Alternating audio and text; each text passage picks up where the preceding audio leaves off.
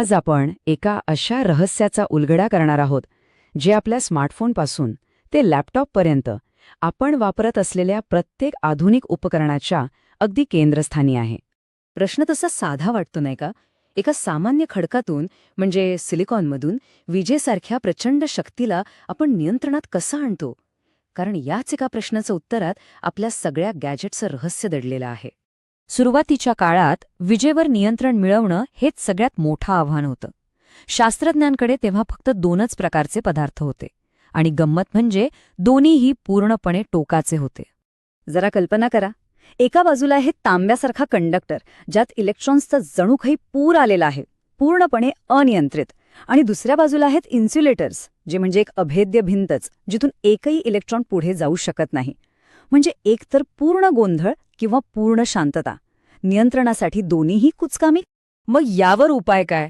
आणि इथेच खरी जादू घडली. शास्त्रज्ञांना एक असा पदार्थ सापडला जो या दोन्हींच्या अगदी मधला होता. सेमीकंडक्टर हा एक असा पदार्थ आहे जो गरजेनुसार वीज वाहूनही नेऊ शकतो आणि तिला थांबवूही शकतो. नियंत्रणासाठी हाच तो गोल्डीलॉक्स पर्याय होता. अगदी परफेक्ट. आणि मग या कथेचा हिरो म्हणून एंट्री होते सिलिकॉनची. आपल्या डिजिटल जगाच्या केंद्रस्थानी असलेला हाच तो घटक. पण थांबा, त्याच्यातही एक मोठा प्रॉब्लेम होता. तर शास्त्रज्ञांनी सिलिकॉनसारखे काही खास मूलद्रव्य निवडले. यांचं वैशिष्ट्य काय? तर त्यांच्या अणूच्या सर्वात बाहेरच्या कक्षेत 4 इलेक्ट्रॉन्स असतात. याचा अर्थ त्यांना स्थिर व्हायला एकतर 4 इलेक्ट्रॉन द्यावे लागतात किंवा घ्यावे लागतात. आणि हीच जी त्याची अवस्था आहे ना, तीच नियंत्रणाची गुरुकिल्ली ठरली. जेव्हा आपण एकदम शुद्ध सिलिकॉन घेतो तेव्हा त्याचे अणू एकमेकांशी इतके घट्ट आणि इतके परफेक्ट जोडले जातात की एक सुंदर स्फटिक तयार होतो. यातला प्रत्येक इलेक्ट्रॉन आपल्या शेजारच्या अणूशी एका मजबूत बंधनात, ज्याला सहज संयुज बंधन म्हणतात, अडकलेला असतो. पण इथेच तर खरा ट्विस्ट आहे. ही जी परिपूर्ण स्थिरता आहे ना, तिचाच अर्थ असा की एकही इलेक्ट्रॉन प्रवाहासाठी मोकळा नाही. म्हणजे शुद्ध सिलिकॉन प्रत्यक्षात वीज रोखणारं एक इन्सुलेटर आहे. म्हणजे इतका खटाटोप करून आपण पुन्हा पहिल्याच समस्येवर येऊन पोचलो. हा मार्ग बंद होता. पण मग शास्त्रज्ञांनी एक कमालीची, अगदी भन्नाट आयडिया लढवली.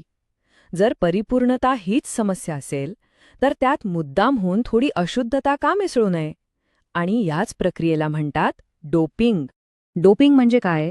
तर शुद्ध सिलिकॉनमध्ये मुद्दामहून अगदी मोजून मापून दुसऱ्या मूलद्रव्याची भेसळ करणे. हे अगदी कसं आहे माहितीये? जसं आपण एखाद्या पदार्थाची चव बदलायला त्यात एखादा सिक्रेट मसाला टाकतो ना, अगदी तसंच. आणि हा एका छोट्याशा बदलामुळे सिलिकॉनचे गुणधर्म पूर्णपणे बदलून जातात. हे 2 प्रकारे केलं जातं. एक म्हणजे आपण सिलिकॉनमध्ये असा पदार्थ मिसळतो ज्याच्याकडे एक इलेक्ट्रॉन जास्त आहे. त्यामुळे तो एक अतिरिक्त इलेक्ट्रॉन मोकळा राहतो. याला म्हणतात एन टाईप किंवा नेगेटिव्ह डोपिंग. या उलट जेव्हा आपण असा पदार्थ मिसळतो ज्याच्याकडे एक इलेक्ट्रॉन कमी आहे, तेव्हा तिथे एक रिकामी जागा तयार होते. या रिकाम्या जागेला होल म्हणतात आणि ती पॉझिटिव्ह चार्जसारखी वागते. याला म्हणतात पी टाईप किंवा पॉझिटिव्ह डोपिंग. आणि या प्रोसेसची सगळ्यात भारी गोष्ट काय माहितीये? तिची अचूकता. आपण मिसळलेल्या प्रत्येक अशुद्ध अणूमागे आपल्याला बरोबर एक मुक्त इलेक्ट्रॉन किंवा एक होल मिळतो. याचा अर्थ आता विजेचा प्रवाह किती असावा यावर आपलं 100% अगदी अचूक नियंत्रण आलं होतं. ओके, तर आता आपल्याकडे हे 2 स्पेशल मटेरियल्स आहेत, एन टाईप आणि पी टाईप. चला आता बघूया की यांना एकत्र आणून इलेक्ट्रॉनिक्समधला सगळ्यात मूलभूत आणि जादुई घटक कसा बनतो. ज्या क्षणी आपण पी टाईप आणि एन टाईप सिलिकॉनला एकत्र जोडतो ना, तेव्हा एक नैसर्गिक प्रतिक्रिया घडते. एन टाईपमधले जे अतिरिक्त इलेक्ट्रॉन्स आहेत ते लगेच पी टाईपमधल्या त्या रिकाम्या जागा म्हणजे होल्स भरण्यासाठी धाव घेतात. या सुरुवातीच्या हालचालीमुळे दोन्हीच्या जंक्शनवर एक असा थर तयार होतो जिथे कोणतेही मोकळे चार्ज वाहक नसतात, ना इलेक्ट्रॉन्स ना होल्स. यालाच डिप्लिशन रिजन म्हणतात. म्हणजेच तिथे एक अदृश्य भिंत तयार होते, एक असा अडथळा जो विजेला पुढे जाऊच देत नाही, जणू काही एक बंद दरवाजाच. पण खरी गंमत तर आता आहे. हा बंद दरवाजा आपण उघडू शकतो आपल्या मर्जीप्रमाणे. जेव्हा आपण बाहेरून व्होल्टेज लावतो आणि बॅटरीचा पॉझिटिव्ह टोक पी टाईपला आणि निगेटिव्ह टोक एन टाईपला जोडतो, तेव्हा तो अडथळा नाहीसा होतो आणि दरवाजा उघडतो, प्रवाह सुरू होतो. याला म्हणतात फॉरवर्ड बायस. पण जर आपण ही जोडणी उलटी केली तर तो अडथळा आणखी मोठा होतो आणि दरवाजा बंदच राहतो. याला म्हणतात रिव्हर्स बायस. याचाच अर्थ काय? आपण एक डायोड तयार केलाय. एक असा घटक जो विजेला फक्त एकाच दिशेने वाहू देतो.